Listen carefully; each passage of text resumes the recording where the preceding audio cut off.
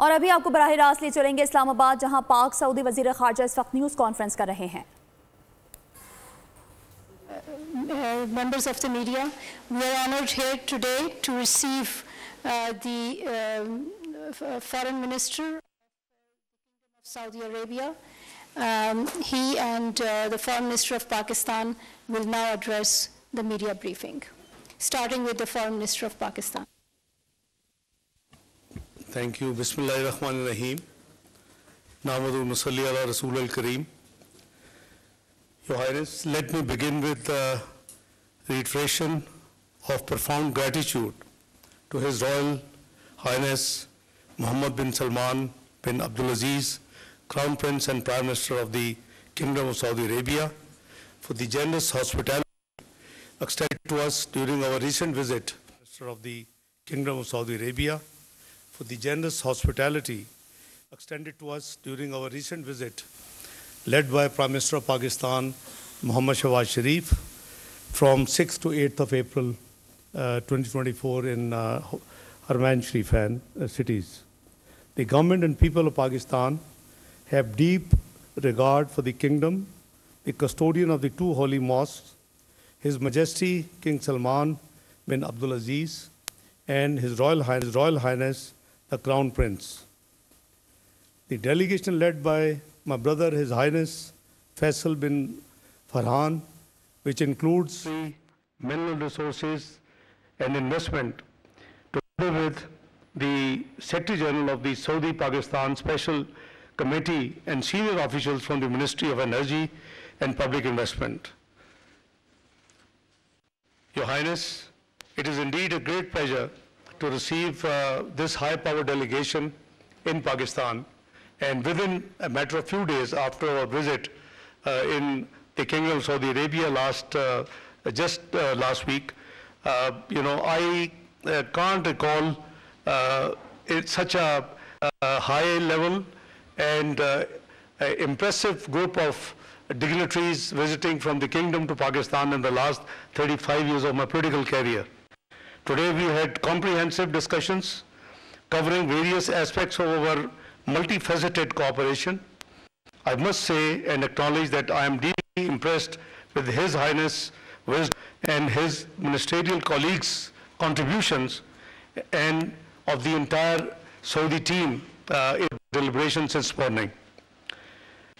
We discussed ways and means to transform our fraternal, cordial relations into a mutually beneficial strategic and economic partnership. We greatly appreciate the keen interest of the leadership of Kingdom of Saudi Arabia in enhancing investments in Pakistan. This visit provided the Saudi delegation with the first-hand experience of the Special Investment Facilitation Council, which serves as a one-window platform for the fast-track decision-making and promoting and facilitating foreign direct investments in Pakistan. Using the SIFC platform, Pakistan is committed to strengthening investment processes, updating regulations, and enhancing infrastructure. This commitment aims to foster a flourishing economic environment and establishing Pakistan as a hub for investment and innovation, ready for significant investment inflows in Pakistan from Kingdom and other friendly countries.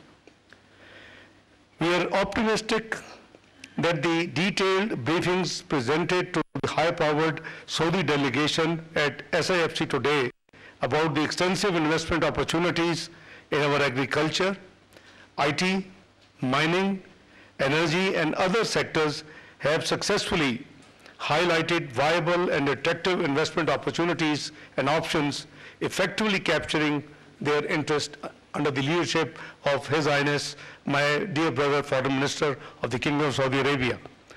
Pakistan is committed to providing Saudi investors full support, relevant safeguards, and conducive environment for investment. Honorable Prime Minister Shehbaz Sharif has directed SIFC and relevant ministries to move forward on investment projects in a diligent and time-bound manner on fast track.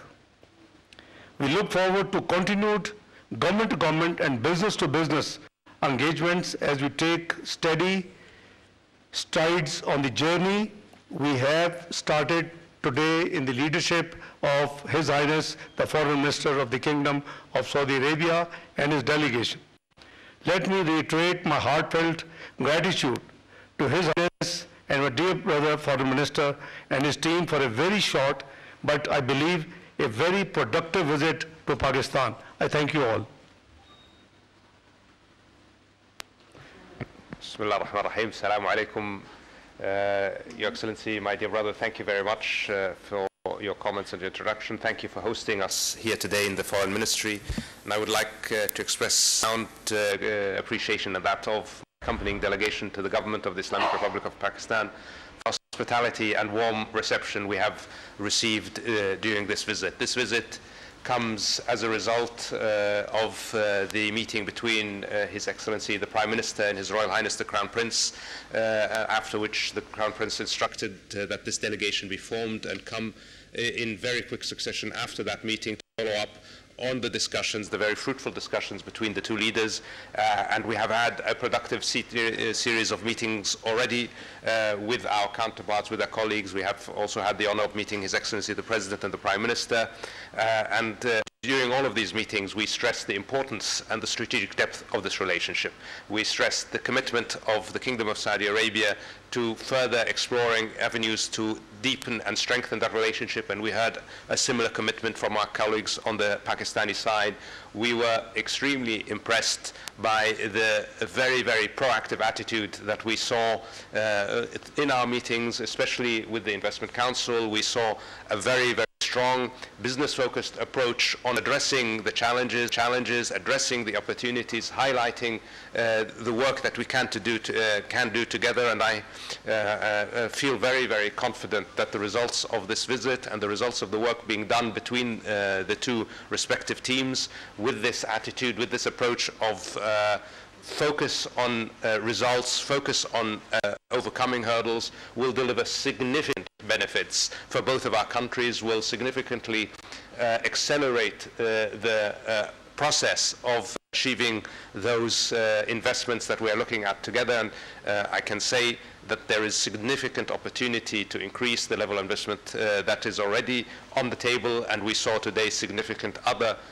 opportunities that we can pursue. So I think this is a very, very positive visit from our perspective at least, and the engagement that we have had so far lays the groundwork for significant and important work to be done in the next few months in order to achieve all of the potential that exists. And you know, we believe in the Kingdom of Saudi Arabia very strongly in the potential that Pakistan holds, especially in the economic development side. There is a lot of untapped potential that is clear to everyone. It just needs to be tapped, and here, working together, we will do what we can with our colleagues in the government of Pakistan to make that happen. So again, very, very grateful for all of the hard work went into making this visit happen, and the support we've gotten from our Pakistani colleagues, the insights into these excellent opportunities, into the excellent investments that potentially come forward. I'm also grateful for the conversation that I just had with my colleague, the Foreign Minister, where we covered all of the areas of mutual and concern in regional and international affairs. And as usual, Pakistan and the Kingdom of Saudi Arabia see eye to eye. We have an outlook that is unified by our fraternal relationship, our brotherhood in Islam, but also by our shared outlook for geopolitics. So we will continue to work together for our economic prosperity, but also for the security of our region and of the world.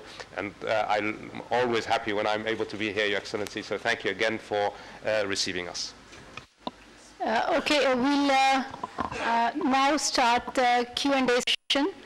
The first question will be asked by the representative of Saudi press agency, Rahman Hayat. He will address a question to the Foreign Minister of Pakistan. Sir, Abdurrahman Hayat from Saudi Press Agency. My question, leadership of Pakistan and Saudi Arabia have agreed to upgrade the long-lasting Pak-Saudi relationship to a lasting strategic and economic partnership. What step is Pakistan taking to invite investment from Saudi Arabia, and how does Special Investment Facilitation Council support this process? Thank you. Highness, you have a... yeah, no. Thank you. Let me, my friend, explain to you that last 16 months of the government, which ended August 9th, 2023, we had created two things, if you recall, both through Act of Parliament. One was the creation of a small investment facilitation council. It is through an Act of Parliament, and it has been placed in the overall law of a Board of Investment to promote and to attract investment in Pakistan. Now, this is a one-window facilitation, institution. So people and the foreign investors, particularly government-to-government investment, should, people involved, and the dignitaries involved should not go pillar to post, and a couple of dozens permissions and NOCs. They should be all available under one window and under one, facilitation arrangement. We also created, if you recall, Pakistan Sovereign Wealth Fund, before we left government in August 2023, and that was again through an Act of Parliament. On the law itself, you can see that this Sovereign Wealth Fund has an initial investment portfolio of 9 billion by the boost of the stock exchange. Now it might have added more value, but at the time of launch, it was 2.3 trillion rupees, worth of assets with this. Now we are looking towards expanding through SIFC and using this vehicle. For example, we have very rich history in agriculture. We have a great scope in IT. We have mines and minerals worth of over $10 trillion against Pakistan total debt of 130 billion peanuts of dollars, total national debt and liabilities. So we have to streamline those assets and use this vehicle. So we have different opportunities. It depends on the appetite of the investor. For example, our dear delegation and led by my dear brother, Foreign Minister of Kingdom of Saudi Arabia, we have given a lot of big menu which covers the energy, IT, agriculture, mines and minerals, your hydro dams, your solar, you name it, it's there. So obviously it is there, they would reflect it, they would go through it, they will go back home, they will discuss with the relevant departments, and obviously inshallah we will have. So we have to actually use the SIFC, because your question was SIFC and Saudi Arabia. We have fraternal ties, we have a rich background, we have been seen together on all international forums on the common approach to multilateral at the multilateral forums. So this has already a very rich relationship between the two brotherly countries. Now we are trying to, and with the help of my dear brother, His Highness the Foreign Minister of Kingdom of Saudi Arabia, what we are aiming at, in accordance with the vision of Prime Minister Shehbaz Sharif, to convert this, upscale this relationship and convert it into a viable strategic and economic partnership, so that we both can benefit. So we have about 2.8 million diaspora in Saudi Arabia. They are hosting. I just thank my brother for being a great host, and they are 28% of our Pakistani expats abroad. So we have a huge agenda to work with, and Pakistan is a great potential.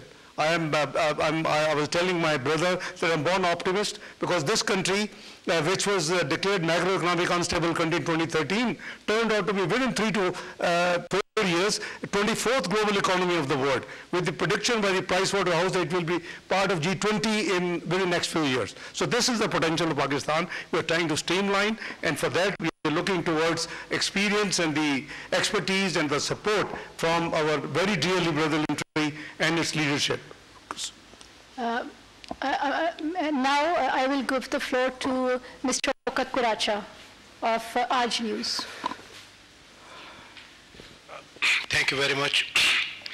Very warm Highness, the Foreign Minister of Kingdom of Saudi Arabia. As Foreign Minister of Pakistan has rightly said that we never seen such a big delegation from Saudi Arabia, and obviously appreciation for His Excellency the Ambassador Nawaf bin Said al-Maliki for his contributions.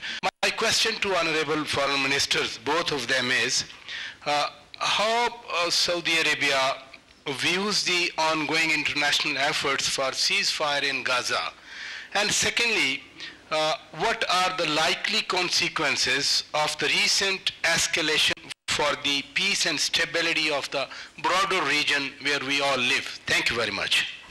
Thank you very much for your question. And what can I say about Gaza except that the international efforts towards a ceasefire have been wholly insufficient. We are now well beyond 33,000 civilians killed.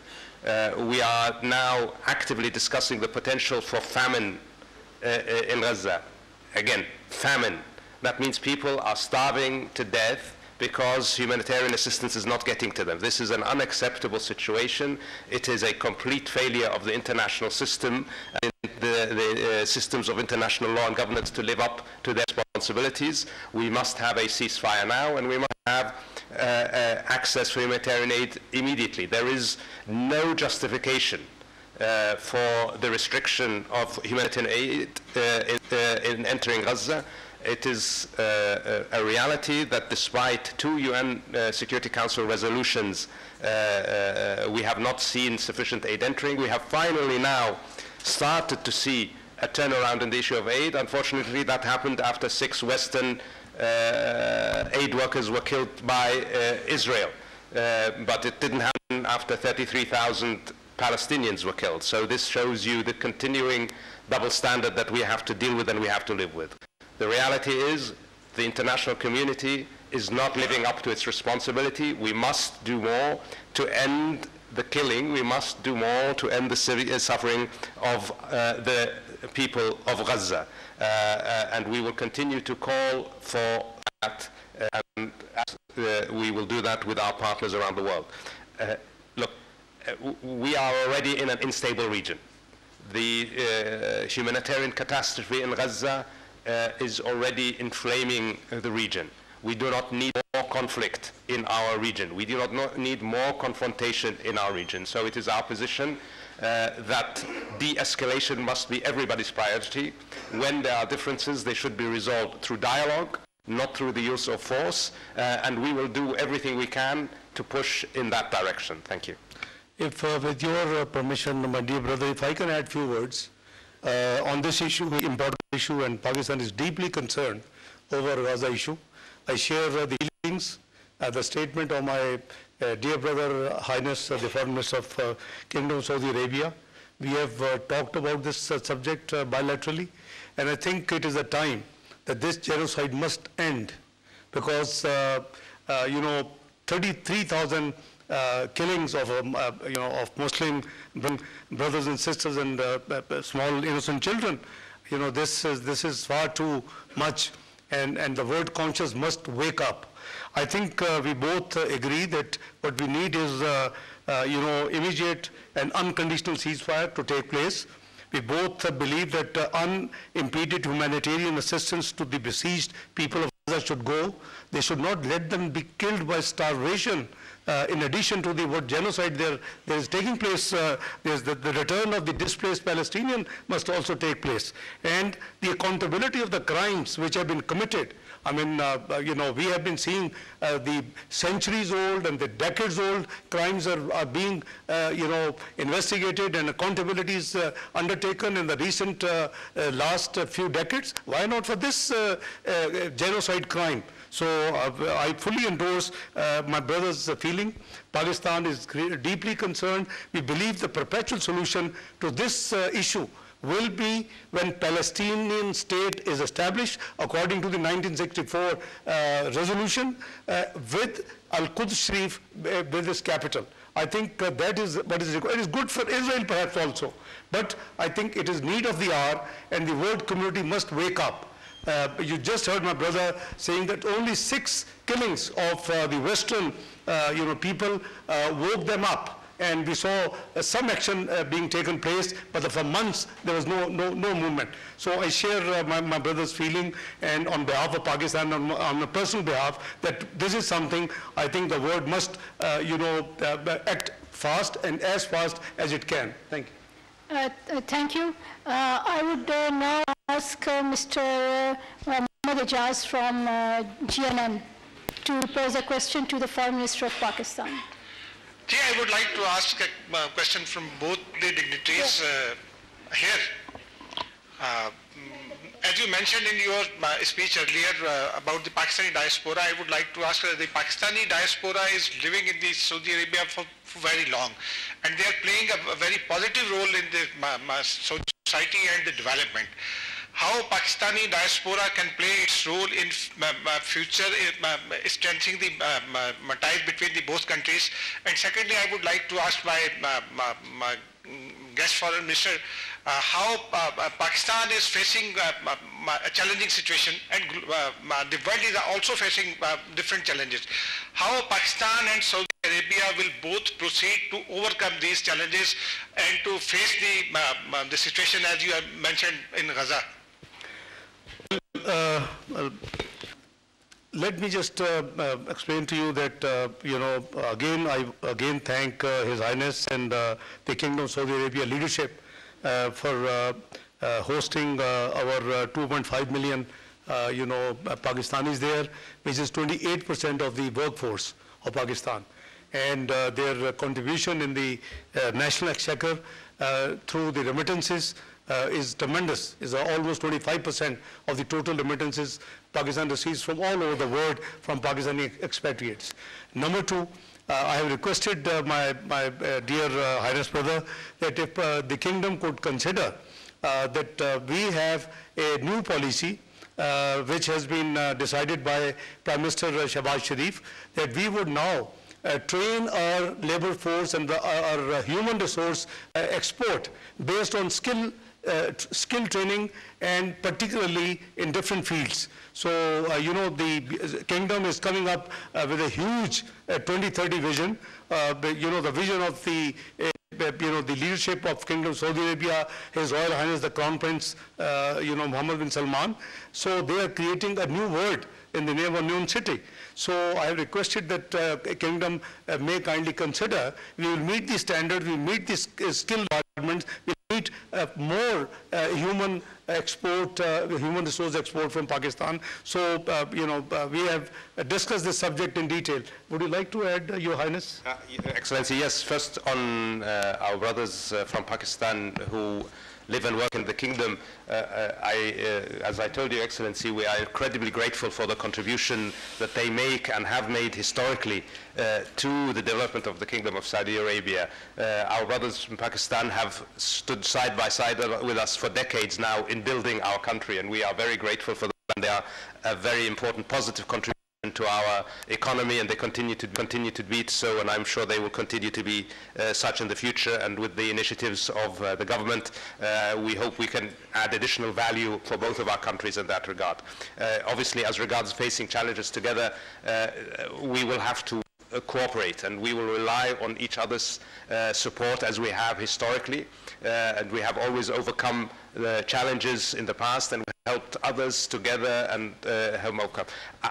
Both Pakistan and the Kingdom of Saudi Arabia very much believe in dialogue and cooperation to address the challenges that the world faces, and we will work together to bring others into that mindset and to work into that direction. Thank you. The last question.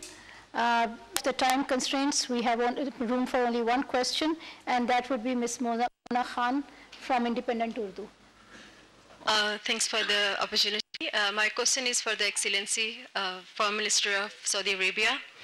Your delegation has received a detailed briefing from the SAFC on the investment opportunities in Pakistan. So what are the key sectors your investors are looking for? Thank you. Thank you very much. I prefer not to go into any specific sectors, although I will say it was a very broad presentation in several strategic areas. What I will say is that we were very impressed.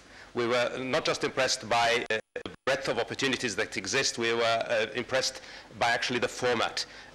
This gave us some very, very significant confidence that we will be able to move forward on those projects that we decide to identify as worthy of investment. Because this new format, a real interagency, intergovernmental approach focused on getting things done, this is something that we were very, very enthusiastic about. So I think for us what was most important was the new approach that we saw. We were already quite confident that Pakistan had significant investment opportunities in a multitude of sectors. So I'm sure that we will be moving ahead significantly on all of those. But I just want to emphasize this new approach is something that gave us a lot of confidence. Thank you. Okay. Thank you very much. This concludes our media briefing, and we thank His Royal Highness, the Foreign Minister of Saudi Arabia and the Foreign Minister of Pakistan. Islamabad में पाक Saudi वज़ीर ख़ारजा मुश्तरका news conference कर रहे थे। वज़ीर ख़ारजा इशक़ डार का कहना था कि सऊदी वली अहद मोहम्मद बिन सलमान के मशकूर हैं। पाकिस्तानी हुकूमत और अवाम में सऊदी अरब का एहतराम है। सऊदी वफ़द की आमद पर इंतहाई खुशी हुई। आज सऊदिया को बाज़ाब्ता तौर पर SIFC से आगाह किया।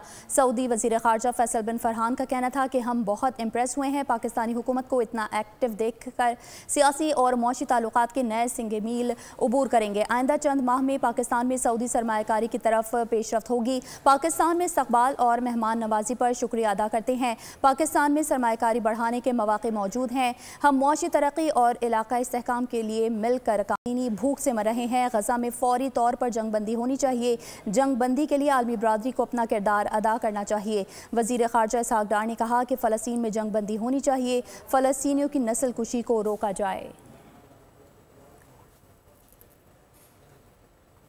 इस्लामाबाद में पाक सऊदी वज़ीर ख़ारजा मुश्तरका न्यूज़ कॉन्फ्रेंस कर रहे थे। वज़ीर ख़ारजा इशक़ डार का कहना था कि सऊदी वली अहद मोहम्मद बिन सलमान के मशकूर हैं। पाकिस्तानी हुकूमत और अवाम में सऊदी अरब का एहतराम है। सऊदी वफ़द की आमद पर इंतहाई खुशी हुई है। आज सऊदिया को बाज़ाब्ता तौर पर SIFC से आगाह किया गया। सऊदी वज़ीर ख़ारजा फैसल बिन फरहान का कहना था कि हम बहुत इम्प्रेस हुए हैं। पाकिस्तानी हुकूमत को इतना एक्टिव देख कर सियासी और मौशी ताल्लुकात के नए संग मील अबूर करेंगे। आइंदा चंद माह में पाकिस्तान में सऊदी सरमायाकारी की तरफ पेशरफ्त होगी। पाकिस्तान में इस्तकबाल और मेहमान नवाजी पर शुक्रिया अदा करते हैं। पाकिस्तान में सरमायाकारी बढ़ाने के मौके मौजूद हैं। हम मुआशी तरक्की और इलाकाई इस्तेहकाम के लिए मिलकर काम करेंगे। मजीद कहा कि गजा में फ़लस्तीनी भूख से मर रहे हैं। गजा में फौरी तौर पर जंगबंदी होनी चाहिए। जंगबंदी के लिए आलमी बरादरी को अपना किरदार अदा करना चाहिए। वज़ीर ख़ारजा इशक़ डार ने मजीद कहा कि फ़लस्तीन में जंगबंदी होनी चाहिए। फ़लस्तीनियों की नस्ल कुशी को रोका जाए।